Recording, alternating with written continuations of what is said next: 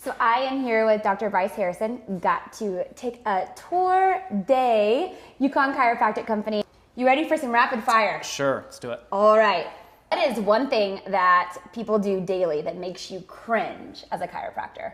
I would say when people go to try to pop their own neck, seems to be the most common. So when people really wrench and turn and push, if you're just moving and it pops, that's fine. But when you really have to force it, that can cause some issues.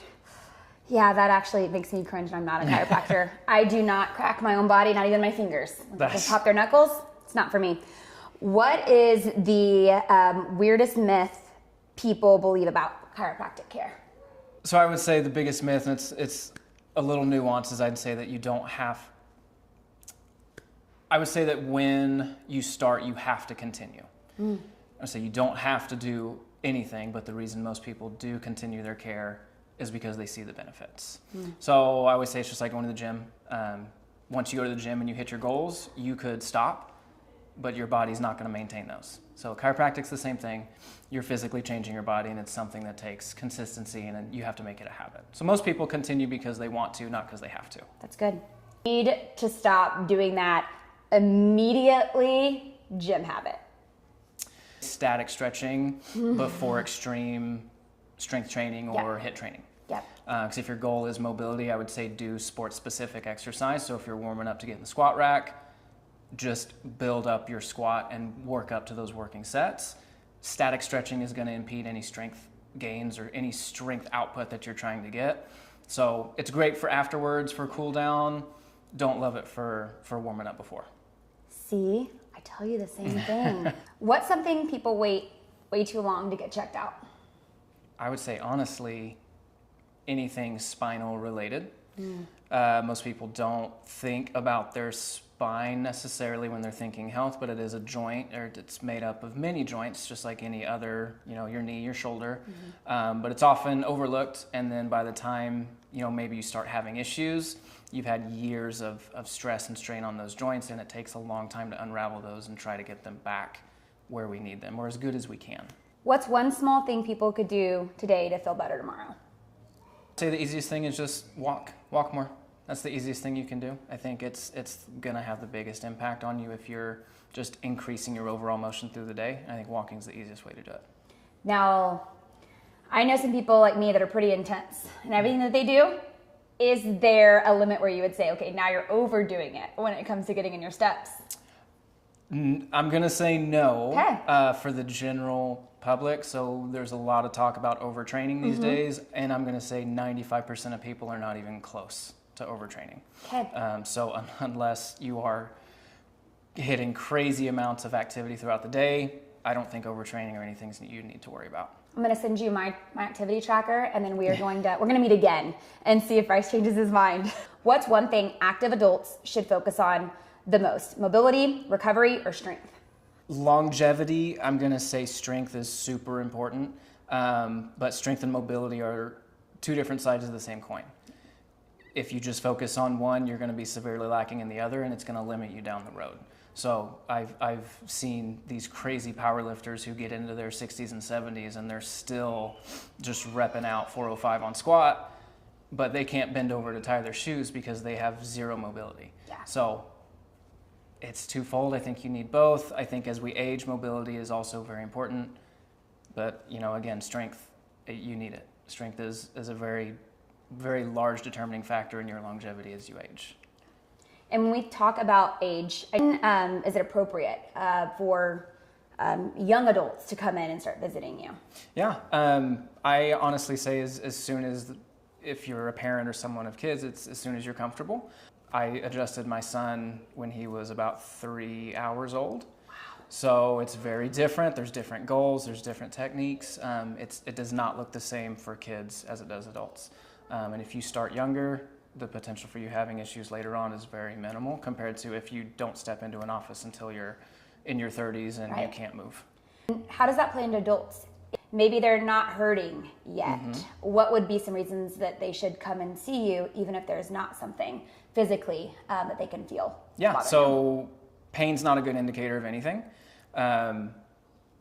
Somebody could feel great and they end up having, late stage cancer. Yeah. and zero pain.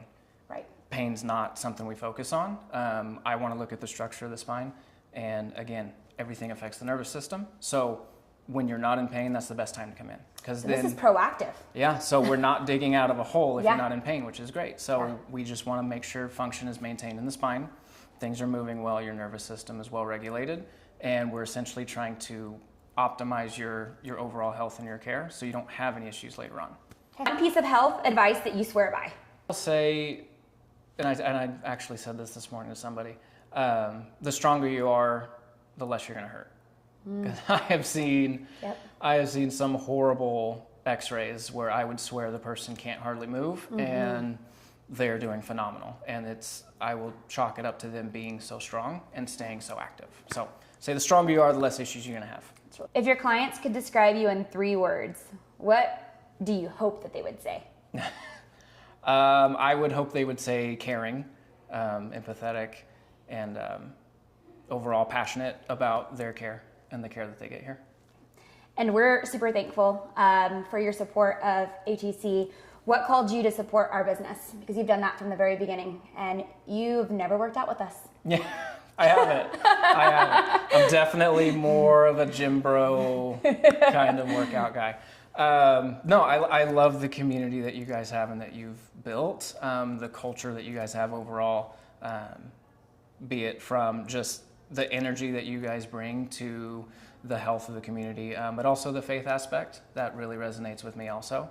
And I love the community that you guys have, and I'm glad to be a part of it and trying to bring a little bit of that over here to the office as well. We are very thankful for the way that you have partnered with us to serve our community. What is your favorite part about what you do? And I would say the results that I get to see with the people, depending on who you talk to. Chiropractors don't get the best rap.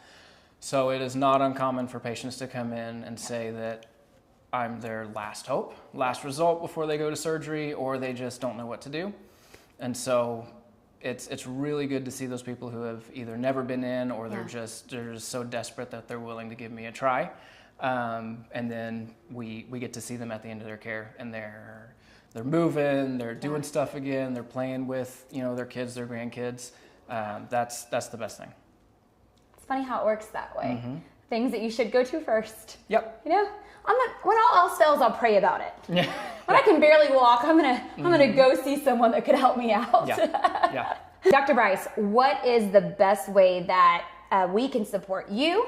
Number one, what does that look like? What? I hope she started that. Oh, this entire thing? Yeah. Should we check? I know she said it. Oh yeah, it's going. Okay.